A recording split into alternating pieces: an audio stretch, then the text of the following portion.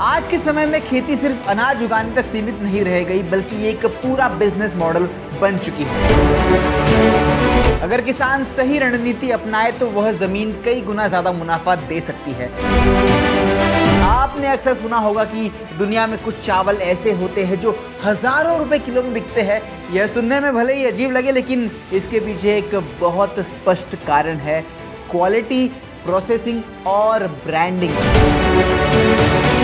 ये तीनों चीजें किसी भी साधारण फसल को प्रीमियम प्रोडक्ट में बदल सकती है, और यहीं पर पूरी चर्चा हम करने वाले हैं। लेकिन इसके पहले अगर आपने अभी तक बॉस वाला फार्मिंग हिंदी को सब्सक्राइब नहीं किया तो प्लीज वो लाल बटन दबा दीजिए, बेल आइकन को प्रेस करो ताकि शुभम का आने वाला वीडियो आप मिस ना कर सके।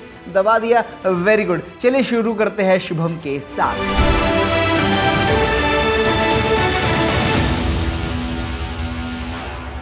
सबसे पहले ये समझना जरूरी है कि महंगा चावल कोई जादू नहीं है।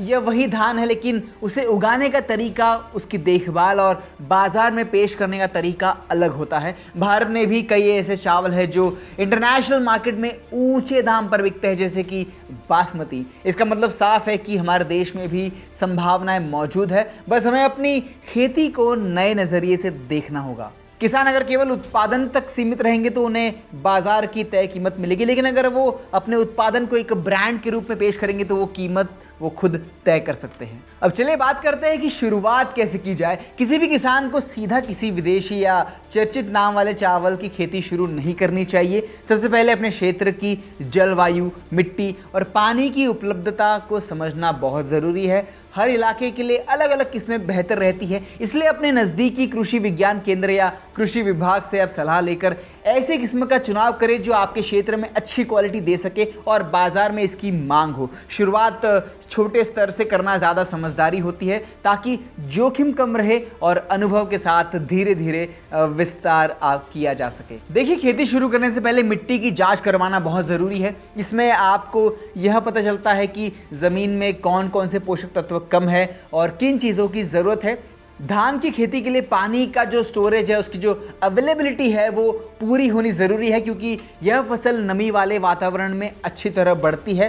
तापमान भी अहम भूमिका निभाता है और सामान्यतः 20 से 35 डिग्री सेल्सियस के बीच में मौसम जो है वो धान के लिए काफ़ी फेवरेबल होता है, अच्छा होता है। अगर किसान इन मूल बातों पर ध्यान देते हैं तो उत्पादन की गुणवत्ता अपने आप बेहतर हो जाती है। अब चलिए, जब बात आती है प्रीमियम चावल की, तो खेती का तरीका भी बदलना पड़ता है। पारंपरिक तरीके से ज़्यादा उत्पादन तो हो सकता है, लेकिन क्वालिटी हमेशा बेहतर नहीं होती। इसलिए किसानों को आधुनिक तकनीक की जो है उसकी तरफ बढ़ना ज़रूरी है। कम केमिकल का उपयोग, संतुलित खाद प्रबंधन और सही समय पर रोपाई और कटाई, ये सब मिलाकर चावल की गुणवत्ता जो है वो बढ़ती है। कुछ किसान ऑर्गेनिक खेती की ओर भी जा रहे हैं, जिससे उनका उत्पादन बाजार में अलग पहचान बना रहा है और उन्हें बेहतर कीमत मिल रही है। साथ ही पानी के सही प्रबंधन पर ध्यान देना बहुत ज़रूरी है, क्योंकि ज़्यादा पानी या गलत सिंचाई से उत्पादन और जो गुणवत्ता है वो दोनों प्रभावित हो सकती है। अब देखिए, खेती के बाद सबसे बड़ा खेल जो है वो है प्रोसेसिंग का।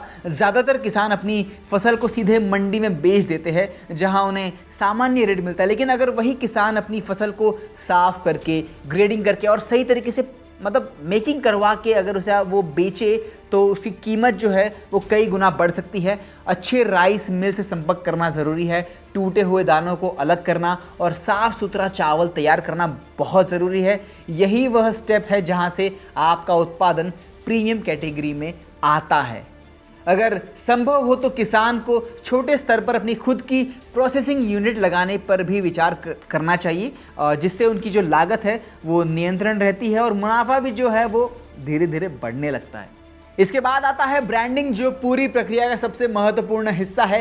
एक ही क्वालिटी का चावल बिना नाम के सस्ता बिकता है, लेकिन वही चावल अगर एक अच्छे नाम, अच्छी पैकेजिंग और किसी कहानी के साथ बेचा जाए तो उसकी कीमत जो है वो कई गुना ज़्यादा बढ़ जाती है। किसान भाई अगर अपने उत्पादन को एक नाम दे, उनकी पैकेजिंग आकर्षक रखे और ग्राहक को यह समझाए कि उनका चावल क्यों खास है, तो बाज़ार में उनकी जो है पहचान वो अलग सी बन जाएगी। देखिए, आज के समय में ग्राहक सिर्फ चावल नहीं खरीदता, बल्कि उसके पीछे की कहानी और भरोसा भी खरीदता है। इसलिए पारदर्शिता, ट्रांसपेरेंसी और भरोसे को बनाए रखना बहुत ज़रूरी है। अब देखिए सवाल आता है कि इस चावल को बेचा कहाँ जाए। सबसे पहले किसान अपने लोकल मार्केट से शुरुआत कर सकते हैं, जहां छोटे दुकानदार और सुपरमार्केट उनके ग्राहक बन सकते हैं। इसके अलावा सीधे ग्राहक से जुड़ना भी एक अच्छा तरीका है। आज के इस डिजिटल युग में व्हाट्सएप और सोशल मीडिया के जरिए भी ग्राहक तक पहुंचना ज़रूरी है। पहुंचा जा भी सकता है, ज़्यादा मुश्किल नहीं है, बस आपको थोड़ी सी सोशल मीडिया की समझ होनी चाहिए। जो किसान थोड़ा आगे बढ़ना चाहते हैं वो ऑनलाइन प्लेटफॉर्म पर भी अपना प्रोडक्ट बेच सकते हैं। होटल और रेस्टोरेंट भी एक बड़ा बाजार है, जहां अच्छे क्वालिटी के चावल भी हमेशा जो डिमांड में रहते हैं उनकी मांग रहती है, और वहाँ एक बेहतर कीमत भी मिलने की संभावना रहती है, because they believe in quality, और क्वालिटी रही तो वो पैसा देने को तैयार हो जाते हैं। इसके साथ ही अगर जो उत्पाद है और जो क्वालिटी है अगर स्थिर रहती है तो आप एक्सपोर्ट का रास्ता भी चुन सकते हैं। आपके लिए रास्ते जो है खुल जाते हैं, जिससे किसान की जो इनकम है वो अच्छी खासी बढ़ जाती है। देखिए यहाँ पे एक और महत्वपूर्ण पहलू है, जो है भंडारण और लॉजिस्टिक। अगर चावल को सही तरीके से स्टोर नहीं किया गया तो उसकी गुणवत्ता जो है वो खराब हो सकती है। हाँ जी, चावल खराब हो सकता है और उसकी कीमत गिर सकती है। खराब क्वालिटी, कीमत गिर गई। इसीलिए सूखे और साफ स्थान पर स्टोरेज करना बहुत ज़रूरी है, ताकि नमी से वो बच सके और कीटनाशक भी उसको ना लगे, जिसका आपको विशेष ध्यान देना है।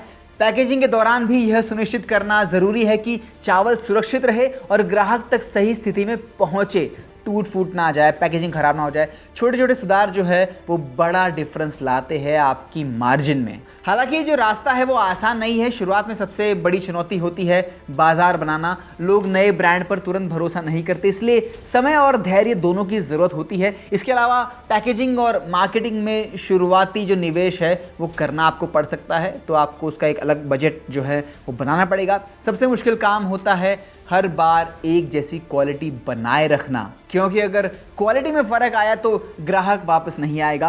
मौसम का अनिश्चित होना, मतलब पानी की कमी या फिर ज़्यादा पानी आ जाना, और कीड़ों का जो कीटनाशक उनका भी अगर कुछ इफेक्ट हो जाता है, तो ये सब चुनौतियां हैं जो पैदा हो सकती है, जिससे आपको विशेष लड़ना है। लेकिन अगर किसान इन चुनौतियों को समझकर सही योजना बनाता है तो इस बिज़नेस में वो सक्सेस हो सकता है और पैसे भी कमा सकता है और खुद का ब्रांड भी बना सकता है। जो किसान इस दिशा में आगे बढ़ना चाहते हैं उनके लिए लागत और मुनाफे की समझ भी ज़रूरी है। शुरुआत में लागत थोड़ी ज़्यादा लग सकती है, क्योंकि बीज, प्रोसेसिंग, पैकेजिंग और मार्केटिंग में निवेश करना पड़ता है। लेकिन अगर उत्पादन की सही कीमत मिलती है तो यह निवेश कुछ ही समय में वसूल हो सकता है। इसलिए ज़रूरी है कि किसान अपने खर्च और संभावित जो भी कमाई है पहले से उसको कैलकुलेट कर ले और उसी के अनुसार योजना बनाए। अब देखिए, अच्छी बात यह है कि इस पूरे सफ़र में किसान अकेले नहीं है। सरकार और कई संस्थाएं किसानों को सपोर्ट देती है। कृषि विज्ञान केंद्र, राज्य कृषि विभाग और विभिन्न सरकारी योजनाएं किसानों को ट्रेनिंग और फाइनेंशियल सहायता देती है। किसान अगर समूह बनाकर, ग्रुप बनाकर काम करे, जैसे कि FPO के ज़रिए, तो उन्हें एक और ज़्यादा फ़ायदा मिल सकता है। इससे उनका खर्चा भी कम होता है और बाज़ार तक पहुंचने में उन्हें आसानी होती है। समूह में काम करने से बड़े ऑर्डर्स पूरे करना भी संभव हो जाता है, जो अकेले किसान के लिए मुश्किल होता है। इसके अलावा आज के समय में डिजिटल जानकारी भी बहुत मददगार साबित हो रही है। किसान मोबाइल और इंटरनेट के ज़रिए एक नई तकनीक, बाज़ार के भाव और ग्राहक की पसंद को समझ सकते हैं। इससे उन्हें यह तय करने में आसानी होती है कि कौन सा प्रोडक्ट उगाना है और उसे कैसे बेचना है। देखिए, सही जानकारी ही सही निर्णय की नींव होती है और सही सफल खेती की पहचान भी। देखिए, अंत में ये समझना बहुत ज़रूरी है कि खेती में असली कमाई सिर्फ उत्पादन में नहीं बल्कि सही तरीके से बेचने में है। अगर किसान अपनी सोच बदले और खुद को सिर्फ उत्पाद नहीं बल्कि एक एग्री उद्यमी, बिजनेस मैन के तौर के रूप में देखे, तो वह खेती उन्हें एक नई पहचान और बेहतर इनकम दे सकती है। दुनिया का महंगा चावल सिर्फ एक उदाहरण है, असली मौका हमारे खेत में ही छुपा है। ज़रूरत है सही दिशा में कदम रखने की और धैर्य और लगातार मेहनत करने की। आई एम श्योर आपको ये वीडियो पसंद आया होगा, लेकिन आपके मन में काफ़ी सारे सवाल भी आए होंगे, तो आप एक काम कीजिए, अपने सारे सवाल जो है वो कमेंट्स बॉक्स में लिख दीजिए। बॉस वाला की टीम और शुभम आपके सारे सवालों के जवाब देगा। फिलहाल अगला वीडियो किस टॉपिक पर चाहिए ये भी आप मुझे कमेंट से बता सकते हो, मुझे लिख के बता दीजिए, मैं उस पर वीडियो ज़रूर बनाऊंगा। फिलहाल अगर अभी तक आपने बॉस वाला फार्मिंग हिंदी को सब्सक्राइब नहीं किया तो प्लीज़ वो लाल बटन दबा दीजिए, बेल आइकन को प्रेस करो ताकि शुभम का आने वाला वीडियो मिस ना कर सके। दबा दिया, वेरी गुड। तो मिलते हैं अगले वीडियो में। Till then keep watching boss वाला फार्मिंग हिंदी।